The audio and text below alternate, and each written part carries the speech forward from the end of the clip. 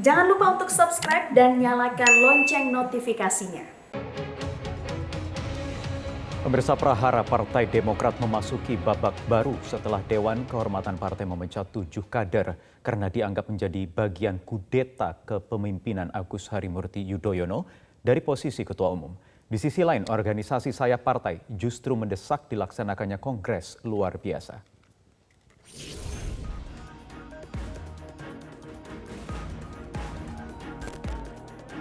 Prahara Partai Demokrat memasuki babak baru. Dewan Kehormatan Partai diketahui telah memecat 7 orang kader atau anggota Partai Demokrat karena dianggap menjadi bagian dari gerakan pengambil alihan kepemimpinan Partai Demokrat atau GPKPD. Ini dicari-cari alasan oleh pihak mereka dan keputusannya dari Dewan Kehormatan telah melanggar etika, menebar fitnah, berita bohong, dan telah membuat martabat partai dirongrong ya. Oleh karenanya belum lagi ada pihak eksternal yang tentu ini mengancam terhadap kedaulatan Partai Demokrat.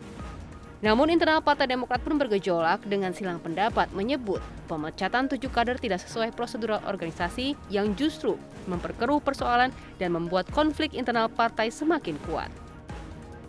Gelombang permintaan pelaksanaan Kongres Luar Biasa atau KLB pun kembali bergaung di internal Partai Demokrat. Salah satunya dari Angkatan Muda Demokrat yang mendukung digelarnya Kongres Luar Biasa untuk memberhentikan Ketua Umum Partai Demokrat Agus Harimurti Yudhoyono. Nah, kita menyampaikan bahwa ini bukan bagian atau bentuk kudeta atau perampas atau pengambil alihan secara paksa tentang posisi Agus Harimurti Yudhoyono sebagai Ketua Umum yang terlegalkan di Kongres kelima. Kita katakan iya.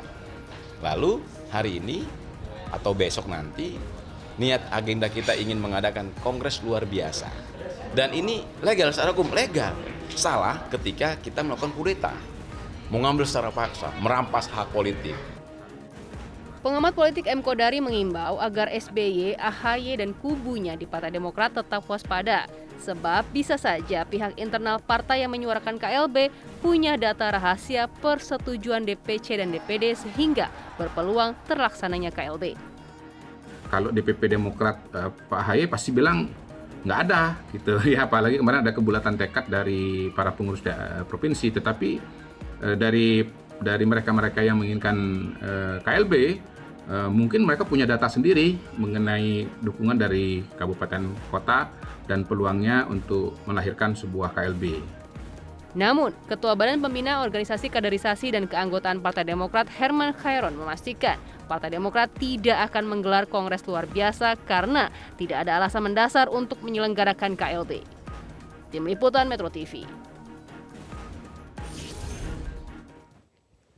Ya, benarkah banyak kader yang tak puas dengan kepemimpinan Agus Harimurti Yudhoyono di Demokrat dan sejauh mana gejolak internal Partai Demokrat yang menginginkan Kongres Luar Biasa? Apakah kemudian jalur KLB ini dianggap solusi tepat? Kami akan bahas hal ini bersama sejumlah narasumber. Yang pertama ada Andi Alfian Malarangeng, Sekretaris Majelis Tinggi Partai Demokrat. Kemudian mantan kader Demokrat yang baru saja diberhentikan, Joni Allen Marbun. Dan juga ada Direktur Eksekutif Indobarometer, M. Kodari. Selamat malam Bapak-Bapak, terima kasih sudah bergabung di Prime Time News. Selamat malam Mas Wahyu. Baik, saya ingin ke Bang Joni terlebih dahulu. Bang Joni, ada 7 orang termasuk Anda yang dipecat. Apa alasannya kalau dari surat pemecatannya Bang Joni? Pertama, selamat malam. Assalamualaikum warahmatullahi wabarakatuh. Salam sejahtera kepada kita semua, khususnya pada pemirsa dan kader Partai Demokrat dari Sabang sampai Merauke. Saya perlu tegaskan dulu supaya masyarakat dan kader Partai Demokrat seluruh Indonesia supaya jangan salah paham atas kata-kata pembalikan daripada istilah. Istilah yang pertama yang disebutkan adalah kudeta. Itu tidak dikenal dan sudah diklarifikasi tidak lagi kudeta. Baru muncul istilah gerakan pengambil alihan kekuasaan. Itu pun tidak ada dalam partai politik. Ini saya tegaskan ya supaya Andi Malarangeng jelas bagi yang bergabung dari katakanlah Partai Demokrat partai lain masuk kepada Demokrat. Tidak ada itu istilah itu. Yang ada adalah istilah rapat-rapat dan jenis rapat-rapat, yaitu rapat katakanlah kongres luar biasa, rapim dan seterusnya ke daerah-daerah. Itu istilahnya. Dan itu sangat konstitusional. Oke. Dan ingat, Partai Demokrat sama saja demokrat, sehingga demokrasi, perbedaan pendapat harus dijunjung tinggi. Sebagaimana SBY menampilkan dirinya selalu demokrat yang sejati. Oleh karena itu, mari kita lihat apakah demokrat sejati yang sekarang, mari kita lihat. Oke, baik Bang Joni. Jadi alasan Anda dipecat apa? Justru karena itu ini tidak pernah dipanggil. Bagaimana mau saya tahu alasannya? Satu pun di antara yang dipecat, baik itu dari Jawa Tengah, itu tidak ada yang dipanggil satu pun, termasuk saya. Seluruhnya tidak dipanggil, tidak diperiksa oleh Majelis Tinggi. Dipanggil saja belum, bagaimana diperiksa? Dipanggil saja belum, bagaimana diperiksa? Oke, Bang Andi, benarkah tidak ada pemanggilan terhadap Bang Joni dan juga ke-6 kader yang kemarin dipecat? Tidak ada proses pemeriksaan, Bang Andi? Begini, di Demokrat itu ada mekanisme internal di Dewan Kehormatan dan Mahkamah Partai. Dan orang-orang yang sudah dipecat itu jelas-jelas sudah terbukti. Ada bukti-buktinya, ada bukti-bukti keras bahwa orang-orang ini semua bersekongkol dengan pihak luar dari partai, yaitu yang bagian dari elemen kekuasaan untuk mengambil alih Partai Demokrat, mengambil alih kepemimpinan Partai Demokrat. Itulah sebabnya kita namakan dia GPK, Gerakan Pengambil Alih Kepemimpinan. Kami nggak pernah bilang kudeta sebenarnya. Ini adalah gerakan pengambil alih yang bersekongkol dengan broker-broker politik di dalam partai, ya. Kemudian bekerja sama bersekongkol dengan elemen kekuasaan yang ada di luar partai. Jelas sudah itu. Bukan soal KLB-nya. Kalau Bung Joni bilang ini rapat-rapat. Sudahlah, tidak usah pakai memperhalus kata-kata. Sudah betul itu. Itu adalah Bang Andi, jadi bukti-buktinya dianggap sudah cukup, kemudian tidak diperlukan pemanggilan dan proses pemeriksaan di Dewan Kehormatan. Kalau sudah jelas semua segala macam, untuk apa lagi? Lalu kemudian, ya, bukan soal mereka mau bikin KLB diatur dalam ADRT. Ada aturan-aturannya, salah satunya adalah persetujuan Majelis Tinggi, lalu kemudian juga 2/3 dari DPD, separuh dari DPC. Lalu persoalannya adalah bersekongkol dengan pihak luar. Ini mencederai demokrasi, ini perilaku kekuasaan lama yang mau diulang lagi zaman reformasi sekarang ini. Oke, jadi Bang Andi, bukti-buktinya salah satunya ke-7 orang kader yang dipecat ini sudah berkumpul bersama, sudah melakukan konsolidasi seperti itu atau bagaimana? Atau masing-masing bergerak sendiri-sendiri? Ini kan bagian dari persekongkolan. Kalau persekongkolan itu rame-rame lah di situ. Ada yang bikin konferensi. Lalu menggunakan kekuasaan dan uang. Ini diiming-iming semua uang semua ini. Di mana-mana kepada DPC. Alhamdulillah, rupanya DPC itu langsung lapor kepada ketum bahwa ini kita diiming-iming, ditipu-tipu, disuruh ke Jakarta. Pertanyaannya Bang Andi, apakah proses pemecatan yang tanpa pemeriksaan atau bahkan tidak dipanggil sama sekali ini sudah memenuhi aturan partai? Nanti dijawab lagi di segmen berikutnya Bang Andi Malarangeng dan juga Bang Joni. Sesaat lagi, tetap bersama kami di Prime Time News. Oke, barangkali Pak Ayu.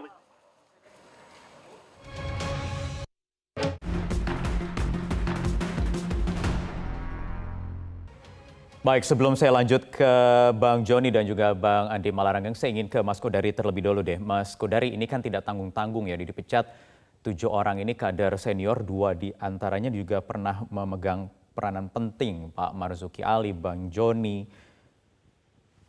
Bagaimana melihatnya kekisruhan yang terjadi prahara di internal Partai Demokrat ini selama paling tidak 1 bulan terakhir ini? Ya, saya melihat ada eskalasi ya dari permasalahan atau konflik ini. Eskalasi itu ditandai dari beberapa aspek. Yang pertama, ternyata masalah ini belum selesai ya setelah sekian waktu berjalan.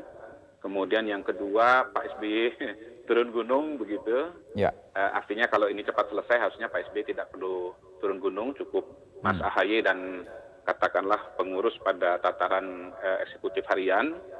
Yang ketiga, kemudian saya lihat semakin banyak aktor baru yang kemudian muncul dan berbicara di publik ya. Misalnya menurut saya yang paling penting hari ini adalah Bang Joni Allen ya. Joni Allen ini belum pernah muncul di media setahu saya.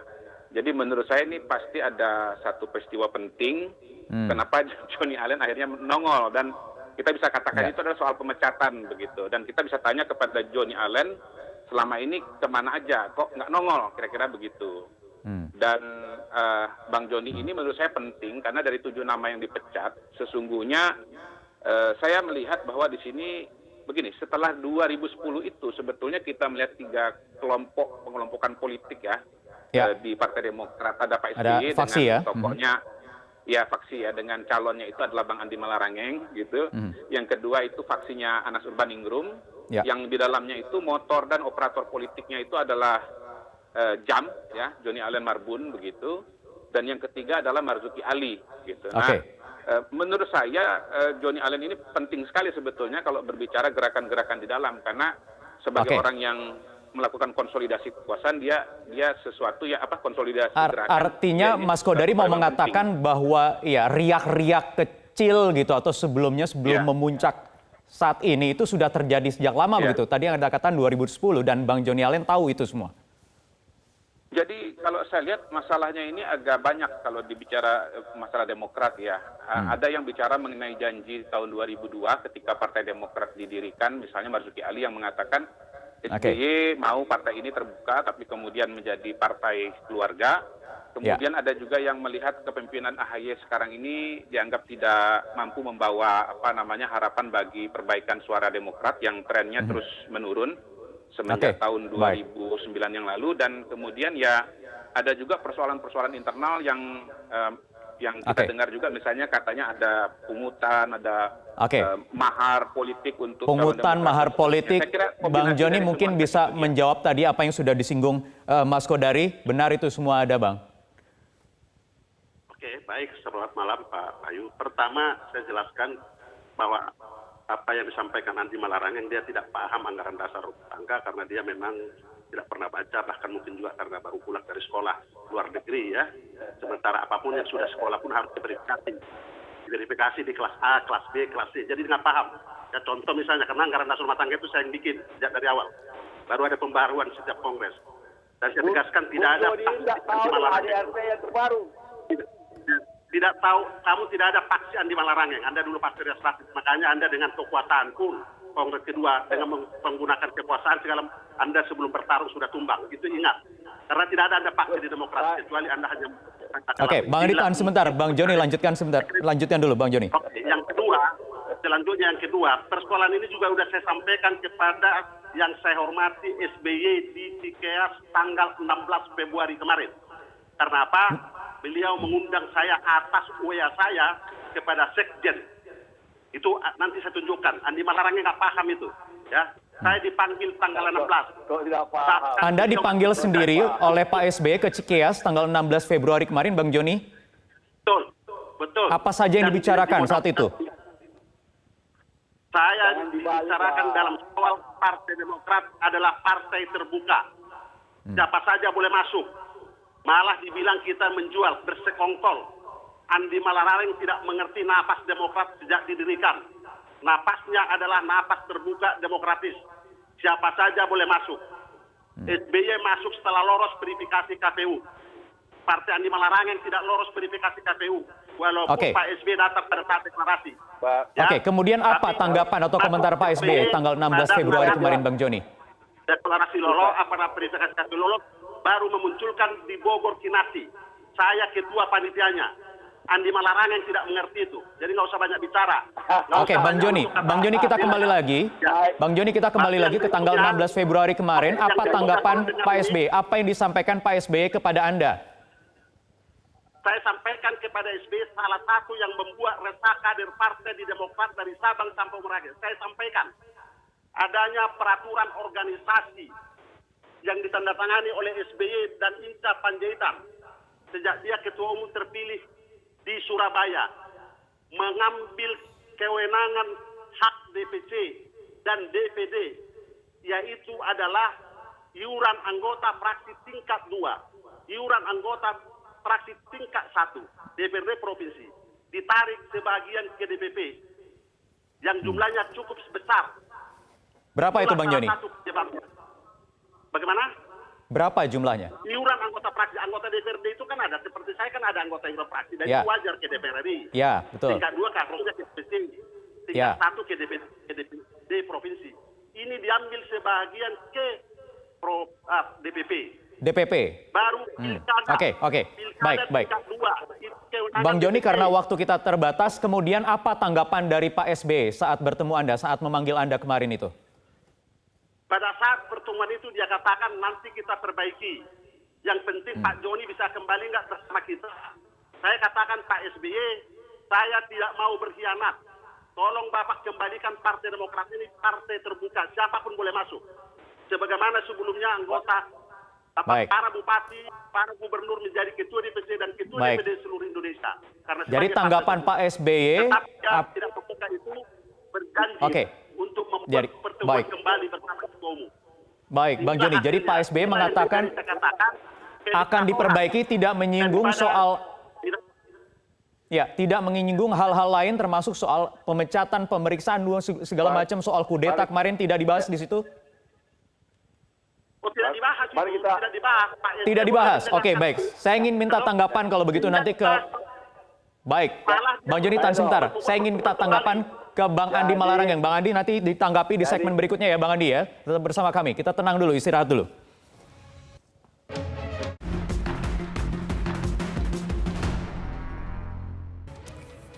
Baik, kita lanjutkan lagi perbincangan. Saya ingin ke Bang Andi. Bang Andi, di pertemuan kurang lebih 12 hari yang lalu itu, 16 Februari, menurut Bang Joni, Pak SBY mengatakan akan perbaiki masalah-masalah yang disampaikan oleh Bang Joni. Tidak bahas kudeta sama sekali. Kemudian Pak SBY meminta Bang Joni untuk kembali bersama-sama PD. Tapi kenapa justru dipecat sekarang Bang Andi? Ini jangan diputerbalikan. Yang benar adalah Pak SBY diberitahu oleh saudara Benny Kaharman bahwa saudara Johnny Allen ini mau bertemu, pengen ketemu sama Pak SBY. Lalu Pak SBY, ya Pak SBY kalau dia mau datang dan tobat, ya, lalu kemudian Bung Joni, Anda sudah... Bang Joni sebentar, Bang Andi lagi bicara. Bang Joni tahan sebentar. Bang Andi silakan.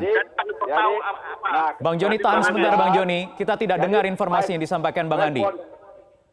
Respons Pak SBY adalah kalau dia mau datang benar-benar dan mau tobat, tidak lagi melanjutkan aksi-aksinya yang liar itu, nah, oke, mau ketemu. Setelah ketemu, ternyata ya saudara Joni ini tampaknya memang tetap ingin menjadi bagian dari GPKPD itu. Ya sudah, kalau begitu dipecat. Supaya jelas begini.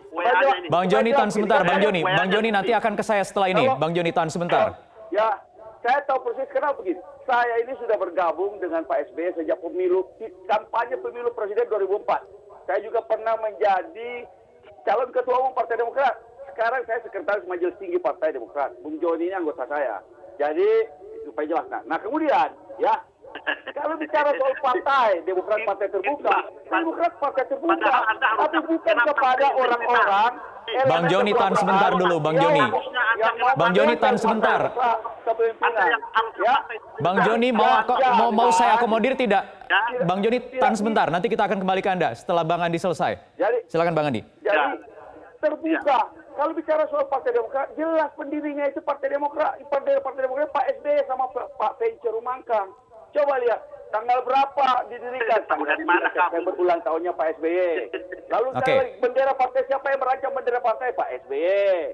Siapa yang bikin logo Partai Demokrat? Pak SBY. Siapa wakil ketua umum pertama? Ibu Ani, wakil ketua umum pertama dari Partai Demokrat. Jadi nggak usah. Jadi kalau menurut Anda tidak benar pertemuan kemarin tanggal 16, isinya apa kesimpulan pertemuan antara Bang Joni dan Pak SBY apa Bang Andi? Ya, Pak SBY cerita pada kami bahwa dia berharap waktu itu karena Benny Harman yang menyampaikan Bung Joni ini mau ketemu, mungkin kemudian mau menghentikan tindakannya yang bagian dari mendongkel kepemimpinan bekerja sama dengan pihak luar. Nah, tapi sampai di Cikeas ternyata nggak juga tobat dan tidak mau menghentikan kegiatannya. Oke, baik. Saya tangkap. Oke, saya tangkap message-nya. Saya ingin ke Bang Joni. Bang Joni itu menunjukkan apa, Bang Joni? Kertas itu apa isinya? Ini. Apa ini isinya nih ya? Baca ya. Pak Andi jangan ngarang. Wakil Ketua Umum pertama itu Penciru Mangkang, Ibu Ani baru waktu Ketua Umum kedua ya. Oke, Anda Bang tidak Joni tahu itu secara boleh demokrasi dibacakan itu apa negara. maksudnya? Ya, Kertas yang Anda pegang. Saya baca ya. Ini izin Bang BH BN Karman, pertemuan dengan Bang BH dan Bang Jam dilaksanakan pada hari Selasa 16 Februari 2021 di kediaman Cikeas. Mohon disampaikan kepada Bang Jam dan mohon konfirmasi. Itu adalah akibat WA saya, Bang Andi. Anda jangan penjilat yang membuat rusak Partai Demokrat ini. Ya, baru Anda sekolah masih terus menjilat, cari muka terus. Oke, WA sebelumnya apa Bang Joni? Dibacakan juga WA sebelumnya apa kemudian? Jawaban dari Pak Beni Kaharman itu apa sebelumnya WA Anda? Supaya sekolahmu bertambah nanti, ilmumu bertambah di Demokrat. Ya, saya baca. Ya. Oke, Bang Joni lanjut lagi ke situ. Tolong bacakan. Ini saya baca. Ya, ini nih, ya. Pagi Pak Riki, ini Johnny Allen Marbun. Saya telepon beberapa kali melalui nomor saya tidak kamu angkat. Tidak apa-apa. Saya hanya ingin memberikan beberapa masukan dan solusi. Kebaikan Partai Demokrat kita sekarang. Pagi ini saya dapat informasi, ini jauh sebelumnya itu. Bahwa Dewan Kehormatan akan menyiapkan surat pemecatan saya. Dewan Kehormatan pun di dalam sebetulnya nggak setuju. Ada pro dan kontra. Salahnya Johnny Allen apa? Oke. Sampaikan etiket baik saya kepada Pak SBY dan Ketum. Kalau ini dilanjutkan, saya akan tampil di media dan bongkar semua kondisi Partai Demokrat selama ini. Setelah dan termasuk fakta-fakta yang saya simpan dan saya tahan selama ini pada periode setelah Anas. Itu poinnya. Ya Pak Andi. Ini ada Baik, saya simpan dulu Bang Joni. Bang Joni, baik. Oke, baik. Bang Joni tahan sebentar. Saya harus ke Mas Kodori nih. Mas Kodori belum banyak ngomong dari tadi nih. Tahan sebentar, Bang Joni, Bang Andi tahan sebentar. Mas Kodari tadi Anda katakan ini kan alih-alih bisa diredam, bisa selesai, masalahnya justru eskalasinya semakin meningkat.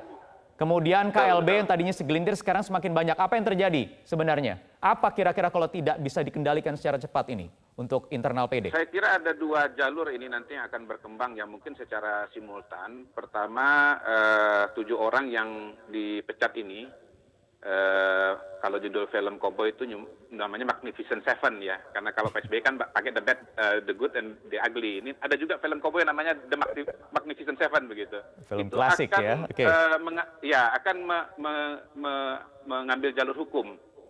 Misalnya Pak Marzuki Ali mengatakan tidak terima. Ya mungkin nanti Pak Johnny Allen juga mengatakan tidak terima. Jadi nanti akan ada jalur hukum. Tapi yang paling menarik sebetulnya adalah pertanyaan terbesar bagi kita semua atau saya sendiri adalah sebetulnya kemana orientasi dari para ketua-ketua DPD Provinsi dan DPC Kabupaten Kota. Karena kalau bicara KLB, itu bolanya ada di mereka, begitu ya. Jadi kan ada persyaratan berapa jumlah DPD yang meminta, berapa jumlah DPC yang meminta, begitu. Nah ini kita belum dengar dan belum tahu sesungguhnya seperti apa, begitu. Nah saya katakan tadi di dalam video saya, tolong Pak SBY dan Pak AHY itu waspada. Karena apa? Karena pernah pengalaman tahun 2010 confident dengan calonnya Pak Andi Malarangeng, begitu ya. Barangkali juga ada deklarasi-deklarasi menteri-menteri segala macam. Ternyata itu arus bawah itu arahnya kepada Anas Urbaningrum dan Marzuki Ali. Waktu itu ada 527 suara. Anas Urbaningrum putaran pertama itu dapat 236. Lalu Marzuki Ali 209, lalu Bang Andi Malarangeng 82. Ini kan artinya jauh sekali antara apa yang dikonsep dipersepsikan oleh Pak SBY sebagai komandan di atas dengan realita di lapangan, terutama di ketika Kabupaten Kongres Kota begitu ya. Jadi kuncinya di DPD, DPC ya. Betul, DPC. Dan sayangnya pada hari ini DPC itu yang suaranya justru kurang terdengar ya, entah karena media tidak mewawancarai, entah mereka kemudian takut berbicara. Tapi sejauh ini saya lihat yang berbicara itu ya DPP ya, Bang Andi, Bang Johnny Allen. Atau jangan-jangan Indobarometer sudah pegang juga data ini, kan biasa survei nih di DPC seperti apa? Ya, DPC itu kita kalau kita bicara Kongres kita harus hati-hati karena mereka ini bisa berubah dengan amat sangat cepat begitu. Jadi survei elit dengan survei opini publik sangat berbeda karena opini publik itu cenderung stabil, tapi kalau elit itu sangat bisa cepat berubah. Baik. Jadi sekarang kuncinya adalah AHY harus bisa mengendalikan isu ini tidak semakin liar ya. Apalagi sudah dibantu Pak SBY sudah turun gunung begitu, Mas Kodari. Iya. Jadi kita tunggu saja Oke, ini baik. eskalasinya seperti apa. Baik. Karena gini, saya kira salah satu ini nanti akan bicara mengenai pepesan kosong begitu. Mungkin Bang Joni karena berasumsi KLB bisa dilakukan, ternyata Oke, DPC baik. itu tetap kepada AHY, tapi bisa juga AHY yang pepesan kosong karena Baik. berpikir bahwa semuanya deklarasi mendukung, tapi ternyata ingin KLB begitu. Baik, ini PR bersama-sama untuk internal Partai Demokrat. Kita akan nantikan bagaimana nanti ujungnya. Apakah bisa diselesaikan dalam waktu tempo singkat-singkatnya atau jangan-jangan eskalasinya semakin meningkat sampai muncul KLB nanti.